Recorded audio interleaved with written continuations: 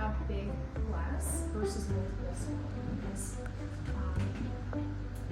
there's less connection to light transmittance, which is all about the tint on the windows. So our U factor is calculated based off of the entire square footage of the glass. So the center of the glass, any holes are on the bottom and the horizontals.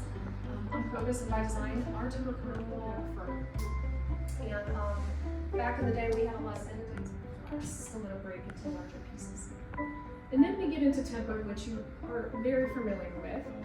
And a much bigger size that the curtain wall can go. Right.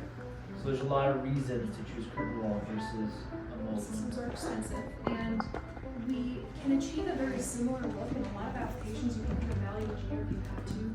Great design. You know what? Thank you for bringing that. That's a great